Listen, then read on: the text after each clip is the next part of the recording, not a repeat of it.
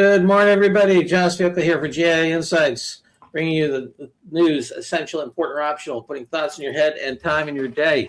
We're fortunate today to have Sandeep Shajeti join us, a technology leader with tons of experience, and Paul, Adam, Ankash, and let's get at it. We got lots going on today. Ankash, first article, please. Looks like we Thanks, lost John. Sandeep. So the first one, yes. So the first one that we have for today comes from Anthropic, and it's Claude Cowork. That is your Claude code for the rest of your work. All right, Adam, what do you think? Yeah, look, I'm gonna put this at important. I would probably generally say optional because it's a product announcement. It's a limited release. It's only for people who are already really subscribed to Claude Code at a premium level, and it's only available at Mac at this point. So in many ways, but I'm elevating it to important because it's a bellwether and it's a sign of how quickly things are moving and how much the Gen AI leader needs to pay attention to what's happening here. Debatably, it could be essential. I think there's probably a better article about the underlying commentary we can probably find that should be essential. But so in terms of what Cowork is exactly, I'm actually going to give a shout out to Claire VO on X, who did a great job of breaking that down today. And more importantly, also asked the question, who is it exactly for? And I thought it was a great article. Go check it out if you get a chance. But Cowork is basically Claude Code, which is for developers, but wrapped up a little bit such that people who are non-developers can start using the capabilities of Claude Code with their own file system on their own computer, getting Claude to both look at files that are already there as well as output files, and really starting to extend those Claude Code capabilities, at least from a marketing perspective, out to non-developer users. Great idea. As I said, the more important point is really that this sort of capability is going to spread faster than policy can. And people are going to be using this. You could almost think about like shadow automation, right? You talk about shadow AI. This is really the next level of that, and that everyone's going to have agents, and they're going to go from having conversations with AI to it really outputting artifacts. And it's going to be a huge shift in the way of working. It's something we talk about all the time, but anyone who's not already paying attention to what's going on in terms of these agents getting into our file systems needs to absolutely be paying attention. Yeah, I mean, Paul talks about it as going from search to answer to task, right? And so it's really you're to outcome, right? I mean, that's really where we're going. But with that also comes some really interesting risk surfaces in terms of new places that we have to think about as an enterprise, really securing our environment and creating a way that users can do this safely, right? Yeah, and you're giving it importance, Sandeep. You used to run all the folks at Wolters Kluwer that did all the, as far as I can tell, all the customer data analysis and so forth. What do you think? Thank you, John. And I agree with Adam that I would put this in the important category. That said, it is limited announcement, and I personally haven't had a chance to play with it. And without that ability to really get your hands dirty, it's hard for me to truly appreciate the impact that it'll have. But I can see the possibilities. They're endless. So I'm waiting for the general release, but we got to watch out for it. And as Adam said, I think this is going to spread like wildfire. All right. What do you think, Akash? I was important as well, John, due to the reasons that Sandeep mentioned. Right, so it's not available to everyone, still in beta mode. I think what it tells everyone is to go and try Claude Code, right? Because that's what it's built on. And Claude Code, I think that's an amazing coworker that you can just use for anything and everything. So important read, John. All right, Paul, where are you on this? Yeah, no, it's definitely important here. I mean, it's not all the reasons we mentioned here. I want to remind everyone, we got to stay in Missouri here. Apple Intelligence, great, dud. AI agent, AI operator, dud. So we've seen a lot of duds. Now, we don't think this is going to be a dud, but until we get a little more confidence, and I really appreciate that. I'm going to check out Claire's thing on Twitter. So people who are investing in the $100 version a month to actually get a try, I think it's a report. But on the coding side, we are absolutely having a Claude Code moment that is on fire, that we may be a DeepSeek equivalent that we talk about a year from now, but important for this. Yeah, let me make the case for essential, because I was on the fence here. I mean, first of all, Ashish thinks it's totally essential. And I think this is good advice. If you play with Claude Code, you can extrapolate the impact. I think the thing that Ram says, Claude seems to be making the effort to become a preferred tool, not just for coders, but for everyone in the company. I think there's a lot of truth in that. The idea of being the first one out to really be the task, go from answer to task. That's a big deal. Claude's got a decent installed base. Paul has heavy anti-Claude prep. Well, no, who the hell installed? They have installed base for non-coders. If I may add to that, although Claude was available within Azure previously, there were no guarantees around security and governance. And news just in the last week that I'm not sure we discussed is Microsoft is officially supporting Claude as a sub-processor now, which means all of the security around tenancy and Azure that you get with the Microsoft framework, you can now basically in Microsoft run Claude as well. So yeah, huge wind at their back right now.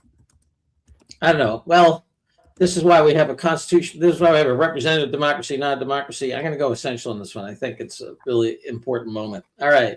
Akash, next. John, just before you leave there, I just asked the robots. Claude, according to the robot, has 115 million users. ChatGPT's got 1 billion. So I think on the end user side, it's not close. I think there's key categories. And I think Claude's getting really good at doing task. That's a design point where I think OpenAI was a lot more focused on the intelligence and finding answers on sure. And I think that's a difference you were highlighting. No, and yes, no question. I think what's interesting is that I wouldn't be surprised if Claude ends up doing for Microsoft what Google did for Apple. You know what I mean? In terms of being the search engine, Claude is the task engine inside Microsoft. Anyway, we shall see. And Microsoft, has got great distribution, as we all know. All right. Akash, next. Physical AI deployment gap. Yes. So this one comes from A16Z, and it talks about all the issues that currently we face with robotic deployments, which are for general use and not for specific use. Yeah. What do you think, Akash? John, I was between important and essential for this one. So this is not something which is promoting robotics as such, that, okay, we are in the wonderland of robotics and we will get robotics just next month or in 6 months from now, which will do all the work for us. So they highlight the gaps, they highlight which models are being used right now to train robots and what they get right and the kind of problems that they face. They are not reliable, so there are huge number of failures. The reliability goes from 95% in lab conditions to 80% in regular condition, and that means the robots break down hundreds of times during any kind of work that they are doing. So I was important on this one just from the perspective that AI leaders should know these things, and there are lots and lots of articles coming every day where these robotic startups are promoting a lot of stuff that, okay, we will get you a robot which can do everything for you in next few months, and that is not the case. So for that reason, I think an important read. All right, we got an important here about the intersection, the difficulties of going physical world. What do you think, Paul? And Paul said important, I think. All right. You're on mute, mate. Adam. Sorry, important, John. Sorry. All righty. I was leaning towards optional. I understand the, I guess, the intersection of robotics and how much AI plays into it. But this is more specifically about the robotic side of things. And I think when we think about Gen AI adoption specifically, this just isn't relevant enough to the enterprise AI leader. There's also a major point I think it's missing, which might even be the bigger challenge, which is the scaling of the manufacturing. I mean, the top robotics producers in China, which are the top in the world, made 5,000 robots right last year. Next was 4,000, then like 3,000. So to get this to a point where it's really meaningful work is going to be multiple orders of magnitude on that. And I think this article just missed some of the more important points about that as well. So optional for me. All right, Sandeep, for you. Yeah, I was debating between optional and important, Yeah. more tending towards Adam's articulation. It's good to know life is hard. That's what it says. And right? Right, life is hard and engineering is harder. Engineering is incredibly hard. So digital world, a lot easier to solve. Translating that into physical world, much harder. And Yeah. that's good and important to know for as a society, as a human being, as a decision maker. But as a corporate decision maker, especially in US, which often is removed from manufacturing, this one is optional. Yeah, I think I can give this an optional. I think it lays out the territory. If you're interested in the territory, it's a worthwhile read, but I can leave it an optional. Okay, Ankaj, next. The new Slack bot. So this one comes from Salesforce and talks about how Slackbot is now more than an AI assistant. It performs tasks for you. Yeah, so Sandeep, Slack sees something between 40 and 50 million daily users. What do you think? So they're relaunching their context-aware AI agent, and just to kind of bring people up to speed, you probably already are a Slack fan or not. You're either are in the ecosystem or you're not. And if you're in the ecosystem, this is very important, if you will, as an advancement. The core concept is that Slack is creating a knowledge layer that's connecting the dots between scattered messages, files, channels, etc. And historically, the problem with Slack has been that search has been incredibly difficult because you're doing keyword searches essentially, Yeah. and it's frustrating. So this solves that problem, and it's an important addition to Slack. That said, the old saying of this garbage in, garbage out matters here a lot. So before enterprises and decision makers make this choice of should I spend this extra amount of money getting licenses for all my Slack users, you got to really understand the habits of your team. Yeah. And if your team is making decisions all over the map, in hallway conversations, in direct messages, in all kinds of manners, and not really documenting them well in Slack, well, then guess what? You're not going to have the agent do a whole lot for you. Mm-hmm. So be careful in what you sign up for and how marketing translates to outcomes, if you will. Yeah. Second is that the platform, these chatbots, I'm getting a little concerned about them in the sense of that the writer is getting enthusiastic about forming messages and drafting documents, etc., using AI effectively. Good. And the reader is doing the same thing. So you're now just creating even more distance between teammates.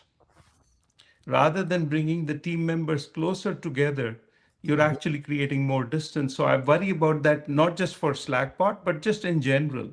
Mm-hmm. And the last and the third point is, how many chatbots do I need in an enterprise? You got Slackbot, you got Microsoft Copilot, you got Gemini's version. I'm getting overloaded. So these are good walled gardens that work within the limited ecosystem that they have access to. Mm-hmm. But the corporation is often much larger than a small walled garden that a set of users that utilize even within the organization. So, and as important as Slack is, often the entire corporation does not use Slack. It's heavily concentrated in IT functions. Now, sometimes it's broader, I'll grant you that, but often it's not. Mm-hmm. So it doesn't really address the big challenge that is sitting out in corporations, but it is an important advancement.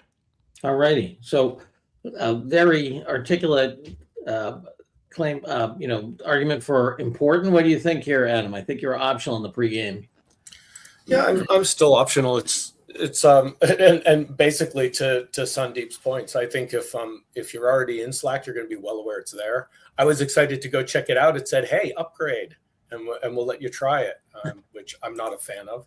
You should let people at least experience the tooling without having to pay for it. So I'm out.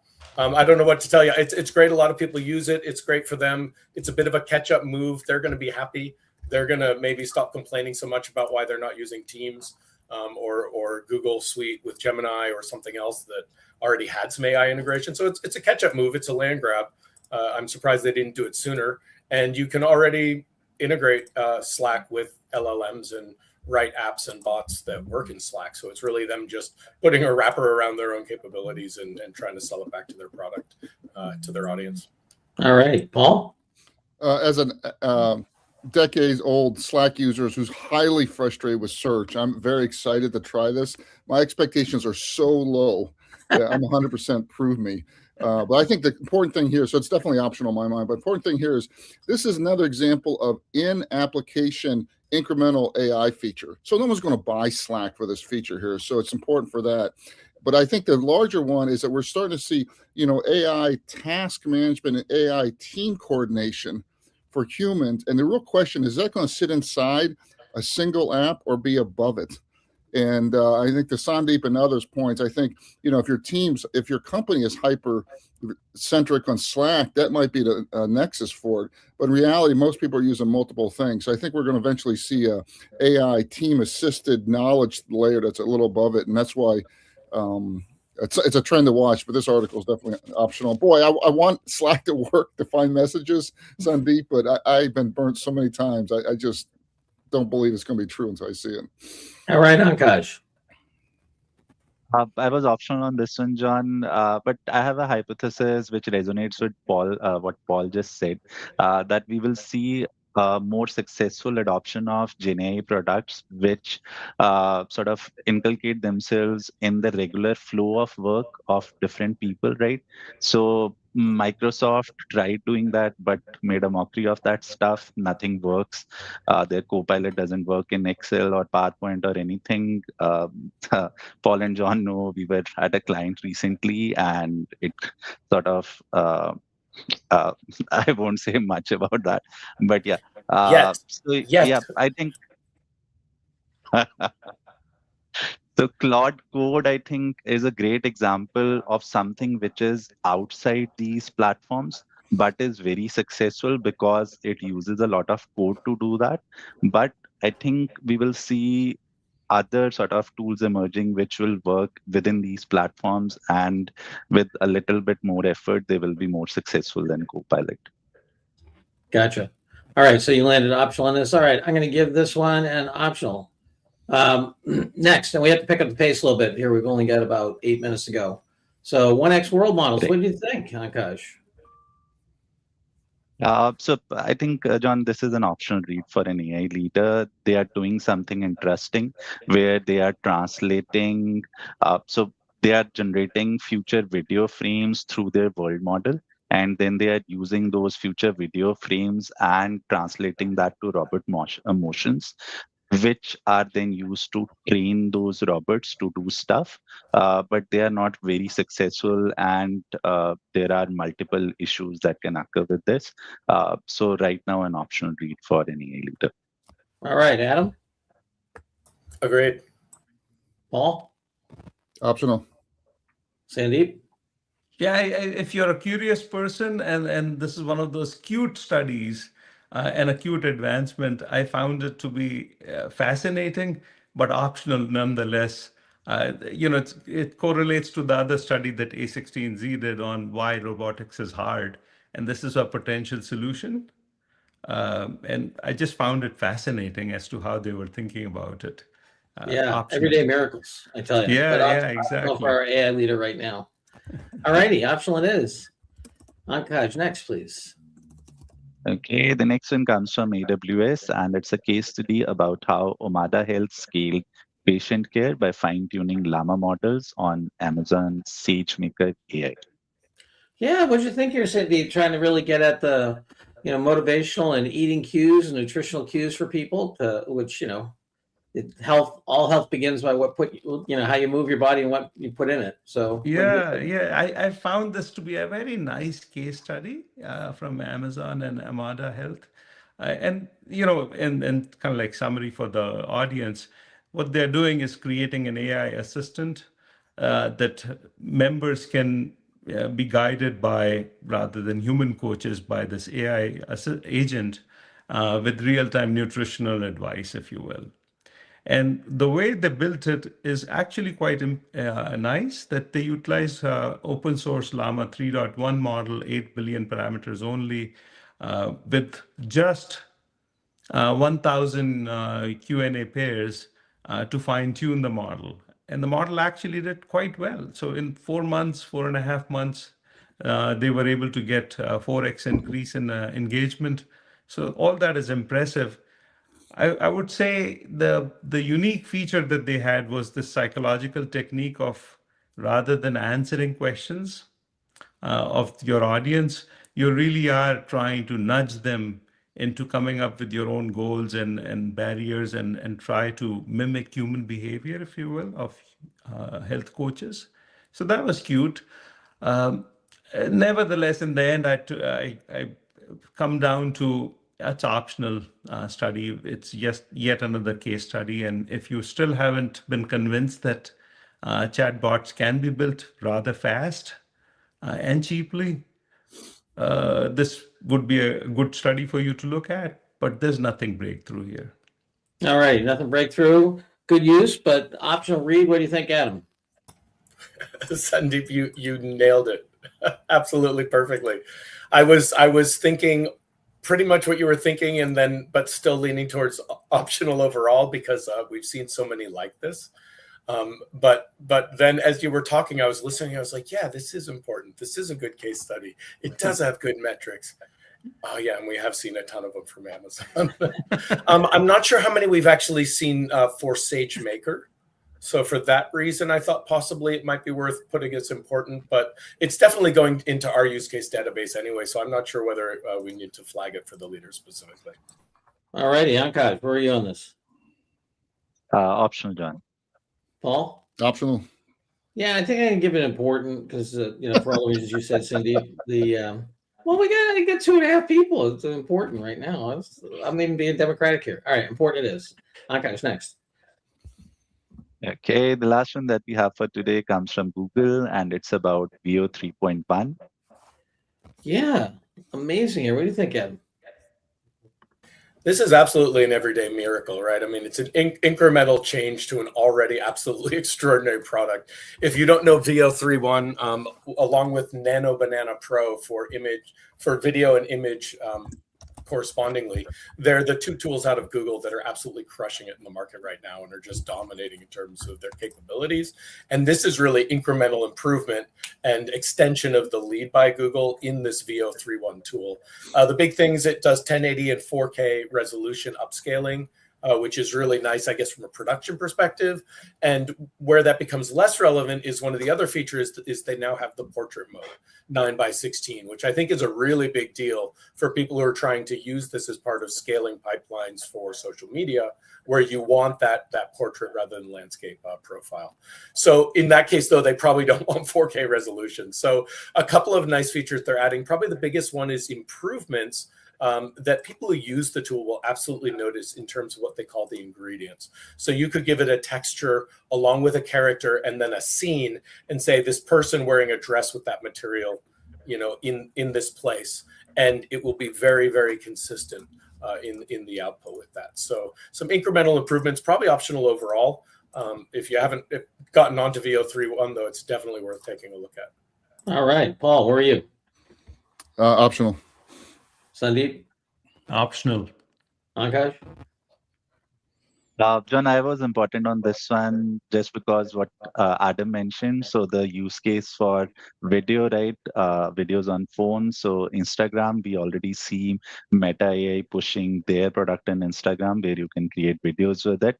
And another thing that this article mentions is that Google is now bringing VO 3.1 directly to YouTube Shorts and YouTube Create app, I think, which will be huge because of the distribution of YouTube. So for that reason, I was important. Yeah, for all the reasons you just said, Akash, how important it is. Okay, as we put the tote board together, Sandeep, any announcements from Edit Lingo? We are in beta mode right now, and it's an absolutely wonderful time. We are building this educational product on history. So you should be able to talk very soon to historical figures in your own language and really have immersive experiences with all the historical figures. How exciting.